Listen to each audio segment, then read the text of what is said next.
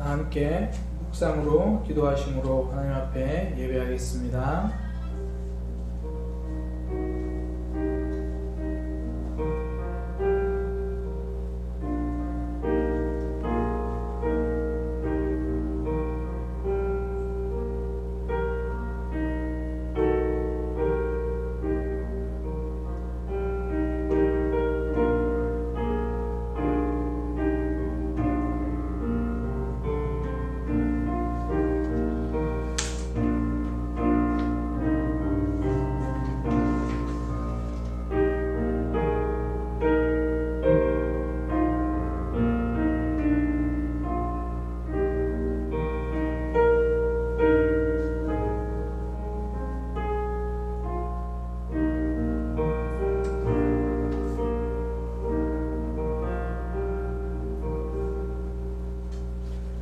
하나님, 오늘도 하나님 앞에 예배합니다. 가족들이 함께 모여 또 있는 곳에서 주님을 예배합니다. 예배하는 이 시간이 하나님에게 집중하는 시간 되게 하시고 하나님 붙들고 하나님 만나고 돌아가는 시간 되도록 인도하여 주옵소서. 예수님의 이름으로 기도드립니다. 아멘. 사도신경으로 함께 신앙 고백하겠습니다. 전능하사 천지를 만드신 하나님 아버지를 내가 믿사오며 그 외아들 우리 주 예수 그리스도를 믿사오니 이는 성령으로 잉태하사 동정녀 마리아에게 나시고 본디오 빌라도에게 고난을 받으사 십자가에 못 박혀 죽으시고 장사한 지 사흘 만에 죽은 자 가운데서 다시 살아나시며 하늘에 오르사 전능하신 하나님 우편에 앉아 계시다가 저리로서 산자와 죽은 자를 심판하러 오시리라. 성령을 믿사오며 거룩한 공예와 성도가 서로 교통하는 것과 죄를 사하여 주시는 것과 몸이 다시 사는 것과 영원히 사는 것을 믿사옵나이다. 아멘. 찬송가 438장입니다. 찬송가 438장입니다. 내 영혼이 은총 입어 중한 죄짐 벗고 오니 슬픔 많은 이 세상도 천국으로 와도다. 할렐루야 찬양하세. 내 모든 죄 사함받고 주 예수와 동행하니 그 어디나 하늘나라 주의 얼굴 뵙기 전에 멀리 뵈던 하늘나라 내 맘속에 이루어지니 날고 날고 가깝도다. 할렐루야 찬양하세. 내 모든 죄 사함받고 주 예수와 동행하니 그 어디나 하늘나라. 높은 산이 거친 들이 조막이나 궁궐이나 내 주 예수 모신 곳이 그 어디나 하늘나라. 할렐루야 찬양하세. 내 모든 죄 사함받고 주 예수와 동행하니 그 어디나 하늘나라. 아멘. 김동욱 장로님 대표 기도해 주시겠습니다.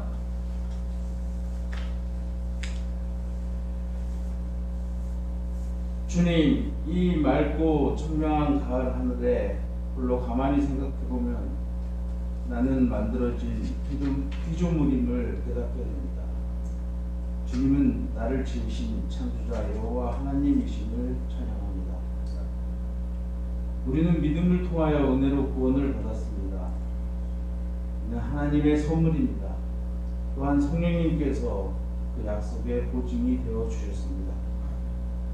이 말할 수 없는 죄인을 위해서 어찌할 수 없는 죄인이기에 주님께서 보혈의 십자가로 화목케 하시고 부활을 통해 구원하셨음을 깨달아 언제나 감사 가운데 있게 하여 주시옵소서. 아멘. 그리하여 언제나 주님의 은혜를 사모하게 하여 주시고 성령의 생명의 법이 죄와 사망의 법에서 우리를 구원하셨사오니 성령님은 인격이시라 우리가 매일 성령님과 교제하게 하여 주시옵소서. 주님, 그러나 우리는 오늘도 내가 세운 나라를 위해 주님 나라가 임하는 것을 원하지 않으며 내 나라를 망치지 않기 위한 주님의 뜻을 요구하며 살아가는 어리석은 인간임을 또한 발견하게 됩니다. 우리를 긍휼히 여겨 주시옵소서. 그리하여서 우리로 하여금 기도하게 하여 주시옵소서. 기도를 통하여 언제나 주님과 연결되게 하여 주시고 우리의 마음을 지키게 하시며 하나님께서 우리의 삶을 이루어 주심을 알게 하여 주시옵소서. 하나님 앞에 있을 때가 복임을 깨달아 우리 삶이 기쁨이 되게 하여 주시옵소서. 익숙함에 빠지지 않게 하시고 고난 중에 있을지라도 멈추지 않는 하나님의 은혜가 있음을 기억하게 하시며 승리 가운데 있을지라도 승리를 이겨 주님 안에 거하는 자가 되게 하여 주시옵소서. 아멘.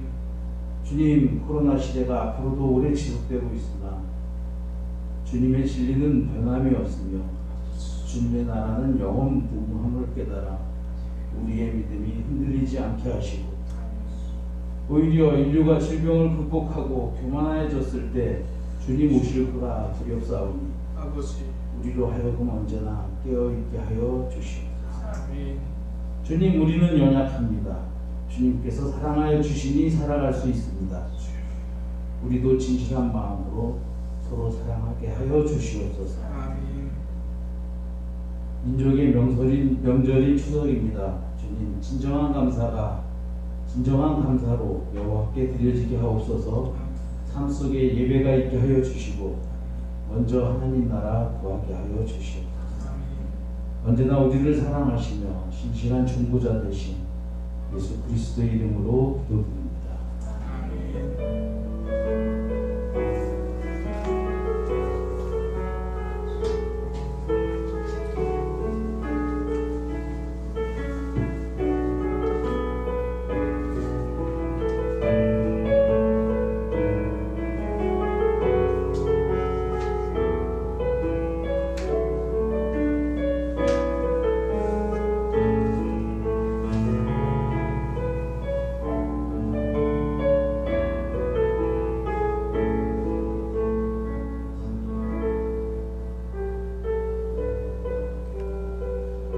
함께 준비한 예물 하나님 앞에 드리겠습니다.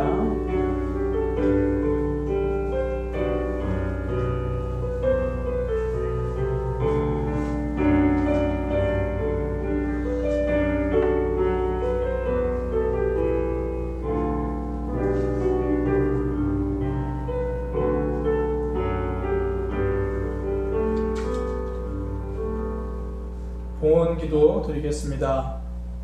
하나님, 오늘도 하나님 앞에 예배하고 하나님 앞에 물질을 드릴 수 있는 믿음과 마음을 주셔서 감사합니다.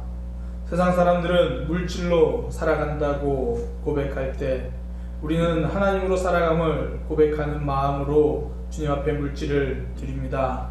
이 물질이 쓰이는 곳곳마다 하나님의 사랑이 드러나고 하나님 나라가 확장되는 역사가 있게 하여 주옵소서. 우리의 마음과 사랑과 헌신과 믿음을 담아서 드렸으니 하나님께서 받으시고 우리의 삶 또한 하나님이 공급하시는 것들로 넉넉히 차고 넘치는 삶이 되게 하여 주옵소서. 이 땅을 살아갈 때에 많이 힘들고 필요한 것도 많고 물질이 필요합니다. 하나님께서 공급하여 주옵소서. 믿음으로 살아갈 때 물질로 인하여 시험당하거나 흔들리지 않도록, 혹 시험 중에도 이기는 믿음 되도록 주님께서 붙들어 주옵소서. 예수님의 이름으로 기도드립니다. 아멘. 교회 소식입니다. 정부의 비대면 예배 정책에 따라 주일 예배는 각 가정에서 온라인으로 드려집니다. 제가 어저께 보건복지부 다시 홈페이지 들어가서요, 공문을 확인했는데 다음 주, 그 다음 주까지 현재 교회는 비대면 예배가 원칙이라고 지금 그렇게 되어 있습니다. 그래서 우리가 추석 마치고 5일 또 그 다음 주 한 주간 정도는 또 여러 이동 그 상황을 아마 지켜보는 그런 것 같아요. 그래서 그 주까지는 현재로 비대면 예배가 되어 있고요. 특이 사항이 없는 한, 그리고 이 방역 수칙이 잘 지켜져서 이 코로나 바이러스 사태가 진정 국면으로 접어들게 되면 그 다음 주부터 다시 대면 예배 아마 드릴 수 있을 것이라 기대합니다. 물론 자세한 상황들, 구체적인 상황들은 또 정부의 또 발표에 따라 또 우리가 장로님들과 함께 의논해서 결정되는 대로 알려드리도록 하겠습니다. 예배 후에 함께 예배드린 가족들과 구역 모임 꼭 진행해 주시기 바랍니다. 지난주에 광고 드렸는데요, 비대면 훈련 학교를 시작합니다. 감사 시대, 말씀 시대, 새벽 시대, 동행 시대. 다른 건 아니고요. 카카오톡으로 서로 단체로 함께 묶여져서 하루 있었던 감사를 이렇게 쓰는 겁니다. 어떤 분은 저녁이 편하면 저녁, 어떤 분은 오늘 아침에 눈 뜨게 해주셔서 감사합니다 부터 시작해서 그런 부분들, 또 내가 읽고 있는 성경, 지금 현재로 잠언으로 시작할 계획으로 있습니다. 잠언뿐 아니라 평소에 읽고 계신 성경이 있으면 그거대로 하셔도 되고요. 또 새벽 시대는 새벽기도 설교 말씀을 듣고 내가 받은 은혜, 도전, 아니면 한 줄 요약 편하게 올리면 되고, 동행 시대는 큐티하거나 삶 가운데서 하나님을 경험했던 부분들, 예전에 예수님과 동행 훈련이라는 훈련을 했던 것에 온라인 카카오톡 형태라고 보시면 됩니다. 그래서 가능하면 카카오톡으로 자유롭게 좀 대화가 가능하신 분들은 하나 이상은, 하나는 꼭 이렇게 신청해 주시기 바랍니다. 구역 교사에게 신청해 주시면 되고요. 우리 구역 교사분들은 우리 구역에서 카카오톡으로 대화 가능하신 분들에게, 자유롭게 대화 가능하신 분들에게 꼭 하나씩 신청하라고 말씀해 주시고, 압력을 넣어 주시고, 안 하면 강제로 신청해 주시고, 그렇게 해서 우리가 코로나 시대를 예수님과 동행하는, 하나님과 동행하는 시대로 함께 보낼 겁니다. 그래서 모임 기간은 10월 5일부터 12월 27일까지 그렇게 진행됩니다. 자세한 진행 방향들은요, 모임 정해지면 그 안에서 정하도록 그렇게 하겠습니다. 구역 교사분들을 통해서 아마 명절 순서지 파일을 받으셨을 거고요. 그래서 그 파일을 가지고 명절 가정 예배 때 활용하시기 바랍니다. 교회 예배실 입구에도 좀 충분히 프린트해서 비치해 놓겠습니다. 혹여나 교회에 가까우신 분들은 교회에서 프린트하기 집에 힘드신 분들, 그러면 교회에서 가지고 가셔서 명절 가정 예배 때 활용하시면 됩니다. 이번에 저 혼자 생각에 이제 비대면 예배가 우리 익숙해지다 보니까 이 명절 설교를 영상으로 녹화해서 그거를 올려놓고 QR코드를 순서지에다가 이렇게 넣어놓을까라고 잠시 고민을 했습니다. 잠시만 고민했습니다. 아마 다음번 명절 예배 때부터는 그런 부분들도 함께 좀 고민해보고, 또 필요하면 상황에 따라서 또 그렇게 한번 준비해보도록 하겠습니다. 앞서 말씀드린 것처럼 코로나 사태는요, 사태 추이를 지켜보면서 우리가 추가 대응 방안 계속 또 마련하도록 하겠습니다. 교회와 성도님들의 가정, 믿음과 건강을 위해서 기도해 주시기 바랍니다.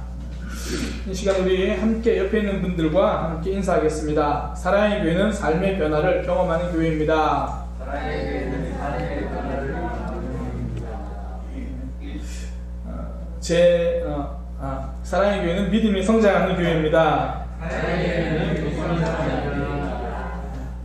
제 믿음이 성장하고 있습니다. 그렇게 함께 성장하는 믿음 되기 위해서 하나님 말씀 함께 보도록 하겠습니다. 사도행전 말씀입니다. 사도행전 7장 44절에서 50절까지 말씀입니다. 사도행전 7장 44절에서 50절까지 말씀. 지금 계속 되는 말씀들이 스데반 집사님의 설교 중에 있는 내용입니다. 그런 부분들 아시고 보시면 좋을 것 같습니다. 사도행전 7장 44절에서 50절까지 말씀 한 목소리로 우리 합독하도록 하겠습니다. 광야에서 우리 조상들에게 증거의 장막이 있었으니 이것은 모세에게 말씀하신 이가 명하사 그가 본 그 양식대로 만들게 하신 것이라. 우리 조상들이 그것을 받아 하나님이 그들 앞에서 쫓아내신 이방인의 땅을 점령할 때에 여호수아와 함께 가지고 들어가서 다윗 때까지 이르니라. 다윗이 하나님 앞에서 은혜를 받아 야곱의 집을 위하여 하나님의 처소를 준비하게 하여 달라고 하더니 솔로몬이 그를 위하여 집을 지었느니라. 그러나 지극히 높으신 이는 손으로 지은 곳에 계시지 아니하시나니 선지자가 말한 바 주께서 이르시되 하늘은 나의 보좌요 땅은 나의 발등상이니 너희가 나를 위하여 무슨 집을 짓겠으며 나의 안식할 처소가 어디냐. 이 모든 것이 다 내 손으로 지은 것이 아니냐 함과 같으니라. 아멘. 사도행전 7장 44절에서 50절 말씀을 통해 하나님과 동행하면 출근길도 성지순례다라는 제목으로 하나님 말씀 증거하도록 하겠습니다. 하나님과 동행하면 출근길도 성지순례가 됩니다. 진짜 중요한 건요, 눈에 보이지 않습니다. 돈으로 살 수 없는 것들이라는 그 유명한 글이 있죠. 저도 이전에 설교 때 한번 소개했던 기억이 납니다. 돈으로 좋은 집은 살 수 있지만 행복한 가정은 살 수 없다. 뭐 그런 내용이죠. 돈으로 시계는 살 수 있지만 시간은 살 수 없다. 돈으로 책을 살 수는 있지만 지식은 살 수 없다. 돈으로 좋은 침대는 사지만 깊은 잠, 숙면은 살 수 없다. 뭐 이런 내용입니다. 이렇게 살 수 없는 것들을 쭉 나열하는데요, 공통점이 있어요. 진짜 중요한 거라는 거고요. 또 하나는 눈에 보이지 않는 거라는 거예요. 진짜 중요한 것들은 눈에 보이지 않습니다. 그래서 투쟁을 앞두고 머리를 깎는 사람들 있잖아요. 마음속에 뜨거운 결기가 보이지 않아서 그래요. 그러니까 보이지 않는 결기를 짧게 자른 머리로 보여주려고 하는 거거든요. 억울한 해고를 당한 노동자들이 가끔 높은 크레인 위로 올라가잖아요. 그분들의 진정성과 그분들의 간절함을 다른 이들이 보지 못하기 때문이죠. 우리가 매일 아침 눈 떠서 보는 내 방 벽지 색깔처럼 저는 행복과 사랑도요, 매일 아침 눈앞에 좀 보였으면 좋겠습니다. 그런데 진짜 중요한 것들은 언제나 눈에 보이지 않습니다. 신앙도 그렇죠. 하나님을 향한 믿음도 보이지 않고요, 우리가 믿는 하나님도 눈에 보이지 않습니다. 그래서 많은 종교들이 거대한 신전을 만들죠.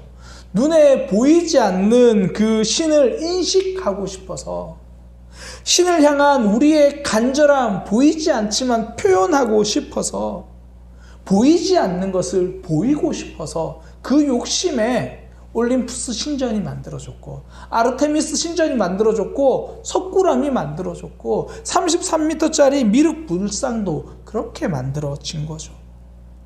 성경에도 신전이 하나 나옵니다. 다윗이 하나님의 집을 만들겠다고 말한 거거든요. 하나님의 집이요. 그 신전이죠. 정말 좋은 의도에서 말합니다. 다윗의 말 그대로 옮기면 다윗이 이렇게 말해요. 나는 백향목 집에 살고 있거늘, 백향목 궁에서, 왕궁에서 살거늘 여호와의 궤는 휘장 가운데 있도다. 그러니까 자신은 왕이 되어서 좋은 왕궁에 사는데 하나님을 상징하는 언약궤, 증거궤, 하나님의 궤는 지금 성막이라 말하면 좋아 보이지만 한마디로 텐트, 휘장, 천막에 그렇게 있는 것. 그러니까 내가 하나님의 집을 짓고 싶다. 정말 좋은 의도로 말했습니다. 그 말을 들은 선지자 나단도요, 찬성합니다. 그거 좋은 생각입니다. 그렇게 하세요. 좋은 뜻이니까 그렇게 하세요. 좋은 뜻으로 시작한 다윗, 그리고 선지자도 거기에 동의합니다. 그런데 하나님은 반대하십니다. 내가 언제 좋은 집 필요하다고 말했느냐? 하늘도 내 것이고 땅도 내 것이다. 하늘이 내 의자고 땅이 내 발받침대다. 그런데 무슨 나를 위해서 집을 짓겠다고 그러냐? 괜찮다. 그거 없어도 된다. 그러니까 왕은 좋은 뜻으로 제안했고 선지자도 처음에 하나님께 물어보기 전에는 찬성했습니다. 그런데 하나님이 반대하셨어요. 이게 좋은 게 아니고요. 하나님이 좋다고 해야 그게 진짜 좋은 거죠. 하나님이 왜 그렇게 반대하셨는가? 시간이 지나 보니 알겠더라고요. 이스라엘 백성들이 하나님에게 집중한 게 아니라 성전에 집중하기 시작한 겁니다. 지금 상황은요, 오늘 본문의 상황은 스데반 집사님을 사람들이 잡아다가 재판하는 과정이에요. 그 재판 과정 중에 스데반 집사님이 설교하는 그 내용입니다. 그런데 사람들이 스데반 집사님을 재판하는 그 죄명 중에 하나가 뭐냐면 성전을 모독했다라는 거예요. 거룩한 곳 성전을 모독했다라는 그 죄명으로 지금 스데반 집사님이 잡혀서 재판받고 있습니다. 스데반 집사님은 하나님의 뜻대로 예수님에 대해서 가르치고 전하고 있었거든요. 그런데 정작 종교 지도자들은 그 하나님의 뜻과 상관없이 하나님의 뜻을 따르는 스데반 집사님을 재판하고 있습니다. 이스라엘 사람들이 성전을 붙드느라 하나님을 놓치고 있는 거죠. 주객전도입니다. 본질을 놓쳐버린 거예요. 우리가 일상생활에도 이런 모습들을 종종 봅니다. 자녀들을 좋은 환경에서 키우겠다고 이사를 가죠. 그렇게 이사 간 곳, 소위 말해서 좋은 동네, 좋은 아파트도 로얄층, 보통 한 17층 이렇게 이야기를 하죠. 그렇게 좋은 환경에 가서 자녀들에게 이렇게 말해줍니다. 쉿, 뛰면 안 돼.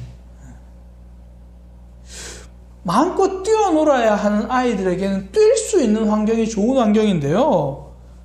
학원 가기 좋은 환경을 좋은 환경이라고 만들어주고 있는 거죠. 어쩌면 이사가서 말하는 좋은 환경이라는 게 실상은 아파트로 돈 벌기 좋은 환경일 수 있다는 거죠. 비싼 아파트라고 해서 꼭 좋은 환경은 아니라는 말입니다. 마찬가지로 비싼 벽돌, 커다란 건물이 꼭 하나님이 기뻐하시는 성전이 되는 것은 아닙니다. 하나님을 놓치고 있다면 그것은 성전이 아닙니다. 하나님과 동행할 수 있는 곳이 성전입니다. 그래서 엄밀한 의미에서요, 기독교는 성지순례라는 말이 없습니다. 이스라엘, 요르단, 터키, 이집트, 이 성경에 등장하는 지역을 돌아보는 것은요, 성지순례가 아니죠. 그 장소가 거룩한 성지가 아니기 때문입니다. 단지 기독교 유적 탐방이죠. 물론 이스라엘, 요르단, 터키, 이집트 기독교 유적을 탐방하는 거 굉장히 의미 있는 일입니다. 코로나 시대가 끝나면 언제라도 가실 수 있는 분들 꼭 가보시기 바랍니다. 둘러보고 경험해보고 싶은 지역입니다. 그러나 그곳이 거룩한 땅, 성지는 아니라는 거예요. 진짜 거룩한 곳은 특정 장소가 아닙니다. 하나님과 동행하는 모든 곳이 바로 성지입니다. 하나님과 동행하면요, 출근길도 성지 순례입니다. 하나님이 오늘 하루를 우리의 삶을 시작하게 하셨다면 아침에 눈 비비고 발걸음을 옮기는 그 주방이 바로 성지입니다. 제 조카들이 어렸을 때요, 어머니가 이제 애들 밥을 먹이시던 장면이 인상이 참 깊었어요. 아마 첫 이유식을 할 때쯤이었던 것 같아요. 조카들을 안고 이제 어머니가 이유식을 떠먹이는, 한 숟갈을 이렇게 떠먹이시려고 하는 그 장면인데요. 그 한 숟갈을 이렇게 딱 떠가지고 어머니가 기도를 하시더라고요. 기도 내용은, 정확한 내용은 기억 안 나는데 이런 식이에요. 하나님, 첫째의 이름을 넣으면, 하나님, 하민이가 이 음식 먹고 건강하게 해주세요. 하나님 잘 믿는 훌륭한 사람 되게 해주세요. 딴 거는 모르겠지만 건강하게는 응답된 것 같아요. 하나님 잘 믿는 훌륭한 사람 되게 해주세요. 그 순간이 바로 예배 순간인 거죠. 프랑스 화가 장 프랑수와 밀레의 작품 만종, 한 번쯤 들어보셨을 거고 한 번쯤은 보셨을 거예요. 한번 인터넷으로 나중에 예배 마치시고 한번 찾아보세요. 만종. 해가 지는 황혼에 밭에서 일하던 부부가요, 기도하는 모습입니다. 남편은 모자를 벗어 들고 가지런히 두 손을 모으고 머리를 숙이고 있습니다. 아내 역시 두 손을 가슴 앞에 모으고 움츠리듯이 고개를 숙이고 기도하는 모습입니다. 왼쪽 뒤편에는 하늘로는 해가 지고 있고요. 오른쪽 뒤편 저 멀리에는 아주 작게 교회가 희미하게 보입니다. 당시 프랑스 지역에서는요, 하루에 3번 교회 종소리가 울리면 그때마다 농부들은 일손을 놓고 기도했습니다. 고단하고 힘겨운 삶이지만 하나님이 주신 삶이라고 고백하는 모습. 기도하는 그 순간은 두 부부는 농부가 아니라 성자입니다. 하나님께 기도하는 그 장소는 감자를 캐고 있는 밭이지만 그곳이 바로 성전입니다. 반면에 아무리 멋진 십자가를 세우고 화려하게 만든 건물이라도 하나님을 놓치고 있다라면 그건 무너져야 할 우상일 뿐입니다. 유대교 종교 지도자들, 그들에게 성전은 이미 우상이 되어 버렸죠. 성전을 거룩하게 지키느라, 성전을 거룩하다 생각하고 그거 붙들고 있느라 하나님을 향한 마음은 지키지 못했습니다. 형식은 잘 지켰는데 본질은 놓친 거예요. 형식은 본질을 담는 그릇입니다. 본질이 내용이죠. 형식은 포장이라고 하면 본질은 그 포장지를 뜯고 나면 만나게 되는 내용입니다. 물론 좋은 그릇 중요합니다. 좋은 포장 필요합니다. 제가 우리 교회 성도님 한 가정에서 식사를 이렇게 한 적이 있는데요. 그 집에는 그릇 세팅에 놀라고요. 음식 맛에도 한 번 더 놀랍니다. 그러니까 평범하게 먹는 음식인데 제대로 담긴 그릇에 딱 나오니까요. 평소에 집에서 먹던 거랑 비슷한데 요리처럼 보이고 맛도 대단하죠. 한 번은 제가 그 집에서 이제 밥, 국, 그리고 몇 가지 반찬 이렇게 같이 먹었는데요. 그 평범한 거잖아요. 밥이랑 국이랑 반찬. 그거를 개인 1인용 쟁반에다가 깔개를 깔고 이쁘게 딱 세팅해서 딱 받았는데요. 평범한 가정식이 한정식 코스 요리처럼 느껴지는 거예요. 좋은 그릇, 좋은 포장 굉장히 중요하죠. 그렇게 딱 먹었던 맛있는 음식 아직도 기억납니다. 그런데요, 화려한 포장을 벗겼는데 내용물이 초라하다면 그건 실망감만 주거든요. 흔히 우리나라 과자 회사들 그런 얘기 많이 하잖아요. 과자 회사 굉장히 부풀어져 있는데 뜯고 보면 다 공기잖아요. 그래서 사람들이 우스갯소리로 그런 얘기 많이 하죠. 질소를 샀는데 과자가 조금 들어있었어요. 그러니까 포장은 큰데 내용물이 빈약하죠. 진짜는요, 포장을 벗겼는데 그 안에 내용이 감탄이 나오는 것. 포장을 벗겼을 때 감탄할 만한 내용이 나오는 게 진짜입니다. 제가 인터넷상에서 프로포즈하는 한 장면을 본 적이 있습니다. 그 젊은 남녀 한 쌍이요, 산 등성 언덕 같은 데 올라가가지고 바위 밑에를 삽으로 막 파더라고요. 그러고는 그 안에서 작은 되게 낡은 상자예요. 낡은 상자를 하나 딱 꺼냈습니다. 남자가 그걸 꺼내더니 막 털더니 그 상자를 딱 열었는데 프로포즈할 반지가 딱 나오는 거예요. 그게 남자가 미리 거기 다 묻어놓고 여자는 그냥 보물찾기 게임 같은 건 줄 알고 따라갔다가 갑자기 졸지에 이렇게 프로포즈 이벤트를 받은 거예요. 그 표정이 정말 막 난리가 더 이상 행복할 수 없는 정말 가장 행복한 표정이었거든요. 그러니까 낡은 상자를 열고 보니 감탄할 만한 선물이 준비되어 있는 거죠. 믿음은요, 형식이라는 포장지를 벗겨냈을 때 감탄할 만한 내용이 드러나는 겁니다. 이스라엘 백성들 성전은 화려한 포장이었거든요. 근데 그것만 붙들고 있었다라는 거예요. 그 이스라엘 백성들에게 그 화려하던 성전, 그 포장지는요, 기원전 586년 부서집니다. 이스라엘은 멸망하고 예루살렘 성전은 무너졌습니다. 화려한 포장지는 사라졌어요. 그러니까 나라가 망하고 바벨론으로 포로로 끌려가거든요. 모든 것이 끝났잖아요. 성전이 있고 자기 나라에 있어서도 하나님을 잘 안 믿던 백성들이 이제 성전도 무너지고 포로로 끌려갔으니 신앙생활이 제대로 될 리가 없죠. 완전히 끝났다라고 생각했습니다. 그런데 바벨론으로 끌려간 백성들은요, 거기서 하나님의 말씀을 하나하나 기록하기 시작합니다. 구전으로 내려오던 모세 오경을 기록하기 시작합니다. 자기들이 비록 따르지는 않고 듣지는 않았지만, 그때 그 말씀대로 살지는 않았지만 그때 들었던 선지자의 그 외쳤던 말씀들을 하나하나 기록하기 시작합니다. 이스라엘은 성전이 무너지고 나서 성경이 기록되었습니다. 성전이란 포장지를 벗겨내고 나니까 그 속에 하나님을 붙드는 믿음이 남아있더라는 겁니다. 성도는요, 형식이라는 포장지가 벗겨졌을 때 감탄할 만한 믿음을 보여주는 사람입니다. 이제 스데반 집사님이 이렇게 재판받고 이후에 돌에 맞아 이제 죽게 됩니다. 그 후에 예루살렘에선 더 이상 모이기 힘들어졌어요. 모임이라는 형식은 사라졌습니다. 그때부터 복음은 전 세계를 향해 뻗어나가기 시작합니다. 예루살렘에서 모이지 못하니까 사마리아에 가서 복음을 전합니다. 예루살렘에서 모이지 못하니까 안디옥에도 교회가 세워지고 그곳에서 그리스도인이라는 말들을 듣기 시작합니다. 형식이 어려워지자 오히려 그들의 믿음이 진짜라는 것이 증명되었죠.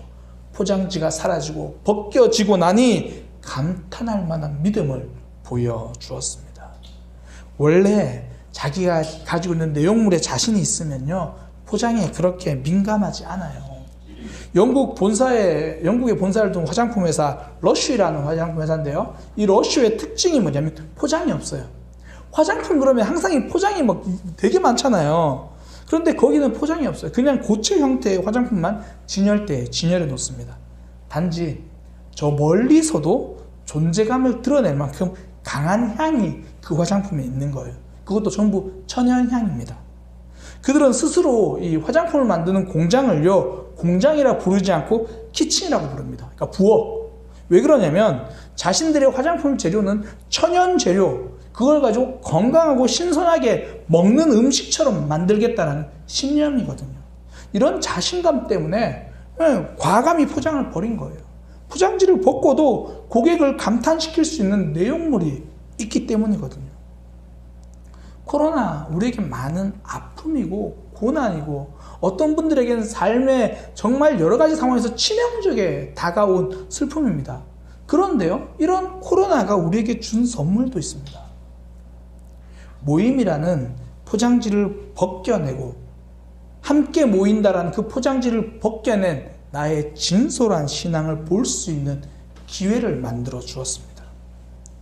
비대면 예배가 모이지 못하는 안타까움, 그 비대면 예배를 통해서 예배를 드리면서 모이지 못하는 안타까움을 간절함으로 드러내는 그런 성도가 있는 반면에요, 어떤 이들은 비대면 예배를 통하여 모여야 하는 부담감을 덜어주는 편리한 대안으로 생각하는 그런 이들도 있다라는 거예요. 이런 비대면 예배, 이 모임이란 형식이 사라지고 나니까 우리의 신앙의 모습들, 내용물이 어떠한가가 드러나는 거죠. 그러니까 코로나 시대에 신앙의 포장지를 벗겨내니까 여전히 하나님을 붙들려고 몸부림치려는 감탄할 만한 믿음이 있는 반면에 모임이 없으니 하나님과 만남도 없어져 버린 사람들도 있다라는 거예요. 모임이라는 포장지를 벗겨내니 그 안에 아무것도 없어서 당황스러운 거예요. 실제로 제가 그런 실수를 한 적이 한 번 있거든요. 그 아는 목사님께 제가 기도해 주셔서 감사하다고 백화점 상품권을 제가 선물해 드린 적이 있습니다. 제가 우리 교회 이제 이취임식을 마치고 선물해 드렸던 기억이 납니다. 상품권을 사면 이제 보통 케이스에 이렇게 넣어서 주잖아요. 아마 뭐 아내랑 저랑 서로 이제 전달하는 과정에서 상품권을 확인하고 뭐 그러면서 정작 상품권을 빼고 케이스만 이제 그 목사님께 드린 거예요. 근데 더 그런 거는 빈 케이스를 드렸다는 사실을 한참 지난 후에 알았어요. 나중에 사과 드렸지만 지금 생각해도 정말 죄송해요. 이게 왜 나중에 알았냐면 그분이 이제 받고 나니까 빈 거잖아요. 말씀을 못 하신 거예요. 이게 빈 거라고 이야기를 하기가 그렇고 그것도 안 하기도 서로 되게 애매하고, 그래서 나중에 이제 김종성 목사님을 통해서 아시는 분이어서 애둘러서 저희도 나중에 그 이야기를 듣게 됐어요.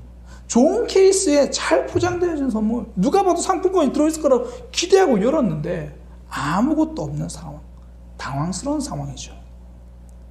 저는 이게 저 자신의 삶에서도 이런 부분들이 적용될 수도 있지 않을까 두렵습니다.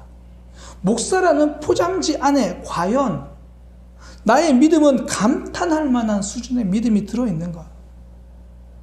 목사라는 포장지를 벗겼는데 안에 아무것도 없다면, 초라한 그냥 백지종이 한 장 들어있다면 얼마나 당황스러운 일이겠는가? 제가 지난 한 주간 코로나 때문에 계속 미뤘던 휴가를 아내랑 함께 다녀왔습니다. 울산과 부산, 본가와 처가 이렇게 다녀왔거든요. 울산에 이제 갔을 때 시간을 내서 이상현 목사님, 그 할아버지 목사님, 제가 첫 사역했던 그 목사님을 찾아뵀어요. 가서 뵐 때마다 목회의 이정표가 될 만한 말씀들을 많이 해주시거든요. 이번에도 갔을 때 이런 말씀을 해주시는 거예요. 박 목사, 목회는 말이야, 성도들을 성장시키는 것이 아니야. 목회자가 성장하는 것이야.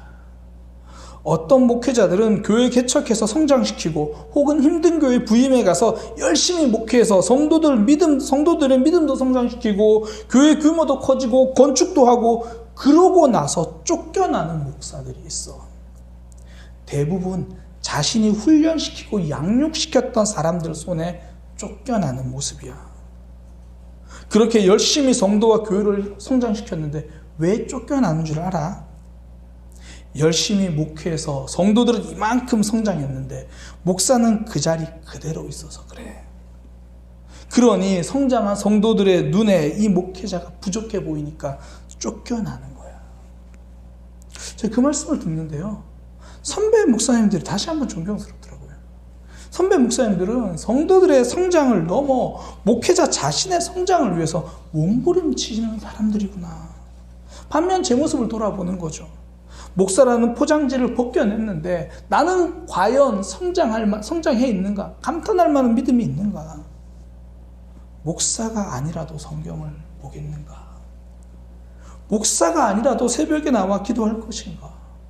목사라는 포장지를 벗고도 감탄할 만한 삶이 있어야 하는 거예요. 포장지를 벗기면 아무것도 없는 걸 알면서도 포장지를 벗기지 않고 여기 들었을 거야, 있을 거야 라고 말하는 것을 착각이라고 말하고요. 그게 심해지면 최면이라고 그럽니다. 바리새인들은 최면에 걸린 사람들입니다. 예수님을 배척하고 자기 의에 빠져 살아가면서 우리는 신앙생활 잘하고 있다라고 생각합니다. 포장지만 화려한 그들, 예수님은 그런 바리새인들의 내면을 보고 감탄하신 게 아니라 한탄하셨습니다. 화 있을진저 외식하는 바리새인들이요, 겉모습만 봉사 많이 하고 겉모습만 예배 열심히 드리고 겉모습만 말은 굉장히 믿음 좋은 것 같지만 실상은 그렇지 않은 모습. 그런데도 예수님의 말씀은 받아들이지 않고 나는 괜찮다라고 말하는 자기 최면. 포장만 화려하고 내용은 초라한, 그 초라한 내용을 덮어두고 괜찮다라고 말하는 자기 최면입니다. 과연 나의 신앙은 최면에 빠진 신앙은 아닌지, 아니면 정말 감탄할 만한 내용이 자라고 있는지 아는 방법이 있습니다. 포장의 특징을 생각하면 돼요. 포장의 특징은요, 보여주기 위한 거예요. 내가 하고 있는 큐티가 사람들에게 보여주기 식이면 그건 포장입니다. 큐티했다고 사람들에게 인정받으려고 하고 있다면 그건 포장입니다. 내 헌신이 다른 사람이 알아줄 때만 빛이 난다면 그것은 포장입니다. 알아주지 않아서 억울하고 알아주지 않아서 내 마음이 슬퍼진다면 그것은 포장입니다. 내용물은요, 남에게 보여주기 위해서 가지고 있는 게 아니죠. 내게 필요하니까 가지고 있는 겁니다. 오늘 본문에서도 성전을요, 야곱의 집을 위해서 짓는다 그래요. 하나님이 아니라 그들의 삶을 위해서.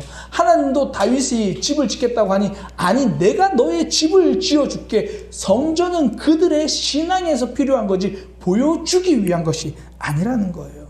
헌신은 나의 신앙에서 필요한 것입니다. 기도는 나의 삶에 필요한 것입니다. 나에게 필요해서 하는 것이기 때문에 남에게 자랑하지 않습니다. 남에게 인정받으려고 하지 않습니다. 밥 잘 먹었다고 빈 그릇 보여주며 자랑하는 것은 아이들이에요. 어른들은 자신을 위해 한 행동은 자랑하지 않습니다. 성전은 보여주기 위한 건축물이 아니죠. 성막도 성전도 그 목적은요, 보여주기 위함이 아니라 하나님과 동행하는 삶입니다. 남들이 몰라줘도 하나님이 알아주시면 되는 거죠. 성전이 무너져도요, 동행이 남으면 되는 겁니다. 구약 성경에 등장하지 않다가 신약에 갑자기 등장하는 게 회당이거든요. 구약 시대에는 회당이 없었습니다. 회당은 이스라엘 백성들이 포로로 끌려갔을 때 만들어졌어요. 성전이 무너지고 나라도 빼앗긴 상황, 그 속에서 믿음을 이어가고 말씀을 붙들기 위해서 모이기 시작한 것이 회당이 된 겁니다. 이스라엘 백성들은 성전이 무너지자 회당을 만들어서 신앙을 이어간 겁니다. 코로나 상황에서 우리가 다시 한번 주목해야 할 것이 이 회당 신앙입니다. 함께 모이는 것이 힘들어진 상황, 있는 곳에서 모임을 이어가는 거죠. 가장 대표적인 것이 우리에게는 가족 공동체가 될 겁니다. 성전이 무너진 이스라엘이 회당에서 모였던 것처럼 가정에서 우리가 드려지는 예배, 그 예배가 회당 모임이 되어야 합니다. 어쩔 수 없이 드리는 차선책이 아니라 지금 상황에서 드릴 수 있는 최선책이라는 간절한 마음으로 우리는 예배해야 할 것입니다. 신앙의 형식은요, 다양하게 변해왔습니다. 아브라함에겐 직접 말씀하셨고요. 모세에겐 돌판에 적어서 알려주셨고요. 선지자들을 통해서는 그들의 외침을 통해서 신앙은, 형식은 다양하게 변했습니다. 그러나 하나님과 동행한다는 사실은 한 번도 변하지 않았습니다. 성도는 다양한 형식 안에서 하나님과 동행하는 삶을 만들어가는 거죠. 그 동행이 쌓일 때 신앙이 세워져 가는 겁니다. 장자에 보면요, 도행지이성이라는 말이 나옵니다. 도행지이성, 길은 다녀서 만들어진다라는 거예요. 처음에는 어색하지만 자주 하면 익숙해지는 거죠. 행동에 길이 난다, 그런 표현을 하잖아요. 가룟유다 보세요. 돈 때문에 무너졌죠. 왜냐하면 그는 돈에서 늘 돈교에서 훔쳐든 사람이거든요. 그러니까 돈을 훔치며 양심을 팔던 그는 은삼십에 결국 예수님을 팔잖아요. 그러니까 돈으로 범하던 죄의 길이 난 거예요. 반면에 다윗은 도망가였지만 늘 노래를 만들며 하나님을 찬양했잖아요. 시인이었잖아요. 그 결과 성경 최고의 시인, 찬양의 길이 난 거예요. 어떤 목사님은 목회가 어려워서 새벽 예배 마치고 강단을 내려가지를 못하고 계속 기도했던 목사님이 계시거든요. 어느 순간에 오전 시간 통째로 그분에게는 기도하는 삶이 되어버린 거예요. 어떤 교사는 학생들을 어떻게 가르쳐야 할지 모르겠고 교사라는 직분이 너무 어려워서 매일 학생들을 위해서 기도했던데, 그 교사는 이제는 학생들을 위해서 기도하는 게 삶이 되어버린 거죠. 함께 모여 예배하지 못하고 그래서 가정 예배 드리잖아요. 저는 이 시간들이 쌓여서 가정 예배와 가족 간의 신앙의 나눔이 삶이 되기를 소망합니다. 제가 이번 휴가 때 다녀온 부산의 감천문화마을 이야기로 설교를 좀 마무리하려고 해요. 부산의 감천문화마을 다녀왔는데요. 그 감천마을은 이 산에 지어진 마을이에요. 부산의 감천동에 한국전쟁 피난민들이 몰려들어서 이제 평지에 사람들이 다 살고 이제 안 되니까 이제 산에다가 집을 짓기 시작한 거예요. 한 사람이 집을 짓고 그 다음 사람이 옆에 짓고 그 다음 온 사람들은 집을 지을 데가 없으니까 또 그 위에다가 집을 짓고 쭉 그렇게 쌓여서 만들어진 마을입니다. 그래서요, 거기 가니까 집과 집 사이에 한 사람이 간신히 지날 정도의 길이 있어요. 그러니까 앞집과 옆집, 또 앞집과 뒷집, 사실 앞집과 뒷집이라고 말하기에는 아랫집과 윗집이라고 말해요. 그 정도 경사에 또 이 한 사람이 간신히 지날 만한 그런 이 계단으로 이어져 있습니다. 그 모든 집은요, 좁지만 끊어지지 않는 골목길로 이어져 미로 마을이 되어 있는 거예요. 누군가 계획하고 만들었다면 절대 만들지 못할 미로입니다. 근데 그 복잡한 길도 마을 주민들은 어려움 없이 다니더라고요. 어떤 분이 제가 이제 막 길을 찾아가지고 혼자서 너무 미로가 재밌어가지고 혼자서 막 길을 찾아서 올라가고 있는데 어떤 분이 저에게 그쪽으로 가지 말고 저 좁은 길 막다른 골목으로 가르쳐주면서 저 막다른 골목으로 가라는 거예요. 그래서 일단은 어르신이 그렇게 말하니까 그 막다른 골목으로 갔는데 막다른 골목인 줄 알았는데 좁은 새길이 또 남은 거예요. 그쪽으로 가서 돌아가야 할 길을 그분 덕분에 쉽게 갈 수 있었습니다. 누군가에게는 어려운 미로도요, 자주 다니던 그분들에게는 익숙한 삶의 길이 된 거죠. 성전이 무너지고 회당이 모이기 시작한 이스라엘 백성들, 처음에는 낯설고 불편한 모임이었을 거예요. 그러나 자주 모이기 시작하니까 믿음을 지켜주는 고마운 모임이 된 거죠. 코로나 바이러스, 신앙생활에 많은 제약이 생겼습니다. 그러나 우리는 이 모든 상황 속에서 또 다른 방법을 찾아서 하나님을 예배할 겁니다. 큐티도, 성경 읽기도, 기도 생활도 처음에는 너무 낯설고 어렵고 불편합니다. 가족 식구들이랑 말씀을 나누라고 하니까 멀뚱멀뚱 그냥 보고만 있을 때, 그럴 때도 있습니다. 그러나 이제 우리가 그 모든 삶을 하나님과 동행하는 삶으로 살아갈 때에 우리에겐 그 삶이 좋은 신앙의 또 다른 습관이 될 겁니다. 또 다른 우리를 지켜주는 아름다운 울타리가 될 것입니다. 삶의 모든 순간이 하나님과 동행하는 성지순례가 될 것입니다. 우리의 삶, 여러 가지 어려운 상황들이 많거든요. 그러나 주어진 곳에서 하나님과 동행하며 예배를 만들어가는 믿음의 삶이 되기를 소망합니다. 우리 이런 내용을 담은 우리 찬양 함께 고백합니다.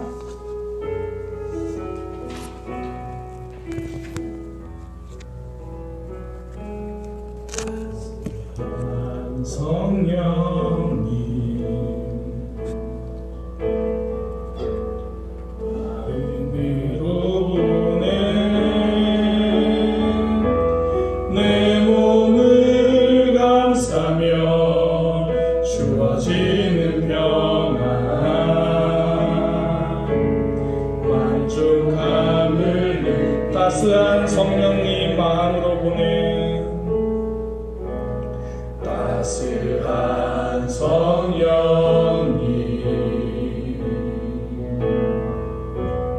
마음으로 오네 내 몸을 감싸며 주어지는 평안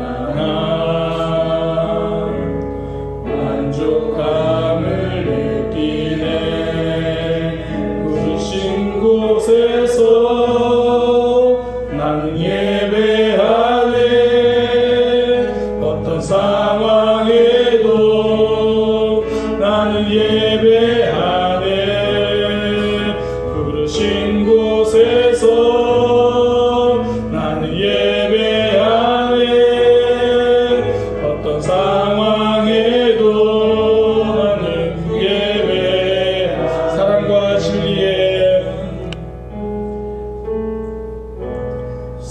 사랑과 진리에 한 줄 힘이 보내 내 몸을 감싸며 주어지는 평안 그 사랑을 느끼네 부르신 곳에서 나는 예배하네 어떤 상황에도 나는 예배하네 부르신 곳에서 나는 예배하네 어떤 상황에도 나는 부르신 곳에서 나는 예배하네 부르신 곳에서 나는 예배하네 어떤 상황에도 나는 예배하네 부르신 곳에서 나는 예배하네 어떤 상황에도 나는 예배가 걸어갈 때 내가 걸어갈 때 길이 되고 살아갈 때 삶이 되는 그곳에서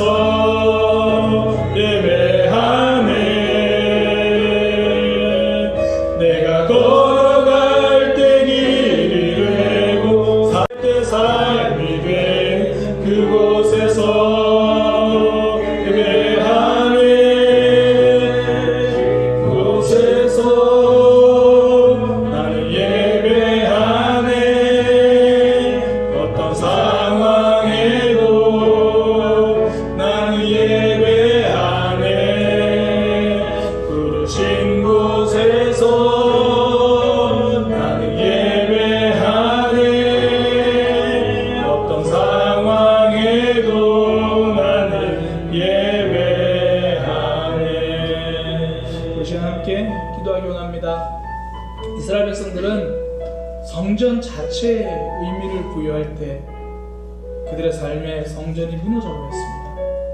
그러나 성전이 무너지고 하나님을 붙들 때 그들의 신앙은 다시 세워졌습니다. 우리의 상황에서 코로나뿐 아니라 여러 가지 상황으로 하나님께 나아가지 못할 때가 많이 있거든요. 그러나 그 모든 상황이 다시 한번 하나님 향한 우리의 간절함을 증명하는 기회로 삼으시기를 소망합니다. 있는 곳에서 어떤 모양이든지 하나님과 동행하는 시간을 만들어내시기 바랍니다. 하나님께 기도하고 하나님 앞에 말씀 보고 주 앞에 나아가는, 또 우리가 지금 드려지는 가족의 예배, 이 가족의 모임들이 이제 우리의 삶이 되어서 하나님을 더 깊이 경험하는 통로가 되어지기를 소망합니다. 그런 마음으로 하나님, 이 상황 속에 안 되는 것만 바라보는 것이 아니라 하나님을 바라보고 하나님과 동행하는 신앙 되게 하여 주옵소서. 낯설고 어려운 것도 지속적으로 길이 될 수 있도록 우리가 이어갈 수 있는 삶이 되게 하여 주옵소서. 우리 그렇게 함께 기도하겠습니다.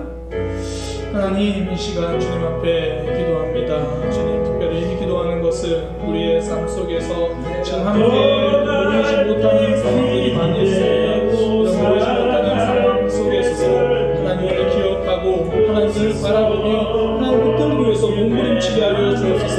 어쩔 수 없는 차선책이 아니라 하나님을 향한 간절함을 담는 최선의 모습으로 예배하게 하여 주옵소서. 주님, 온라인 예배가 길어지며 우리의 마음이 무너져갈 때 주님, 우리의 마음을 다시 한번 붙들어 주셔서 하나님의 믿음으로 반응하며 우리의 속에 감탄할 만한 믿음이 있음을 증명해내는 시간 되게 하여 주옵소서. 또 이런 비대면 예배가 끝나고도 또 언제 다시 코로나 때문에, 아니 여러 가지 상황 때문에 예배가 어려워지고 만남이 어려워지고 주 앞에 나오는 시간들이 어려워질 때가 있을 것입니다. 그러나 그때라도 하나님을 향해 달려가고 하나님 붙들며 나아가는 시간 되게 하여 주옵소서. 함께 모이지 못하는 이 시간에 혼자 기도하는 시간들이 생겨지게 하여 주옵소서. 함께 말씀 나누지 못한 이 상황에 가족끼리 나눔이 깊어지게 하여 주옵소서. 가족들 간의 나눔에서도 용기를 내어 내 속에 있는 이야기를 하고 나의 연약함을 드러내고 나의 부족함을 나타내며 부모는 자녀를 위하여 기도하고 자녀는 부모를 붙잡고 물어주는 아름다운 가족 모습들이 회복되어지는 그런 역사가 있게 하여 주옵소서. 힘들고 어려울 때 새로운 길을 내시는 하나님, 우리의 신앙에 하나님을 향해 가는 새로운 길이 열려지는 이번 기회가 되게 하여 주옵소서. 하나님, 코로나를 통하여 하나님께 더 나아가기 원합니다. 우리의 모습, 우리의 제대로 된 모습들을 다시 돌아보고 하나님께 나아가는 시간 되게 하여 주옵소서. 어떤 상황에도 나는 예배하네. 하나님, 코로나 때문에 이것도 못하고 저것도 못하고 이래서 답답하고 저래서 답답하고, 주님, 답답한 이유를 찾는 것이 아니라 이 속에서도 하나님을 예배할 이유를 발견하는 믿음의 삶이 되게 하여 주옵소서. 함께 모이지 못하는 상황에 우리의 신앙의 곧 포장지가 벗겨졌습니다. 주님, 하나님께서 보시고 손뼉치며 감탄할 만한 믿음이 우리 속에 자라나게 하여 주옵소서.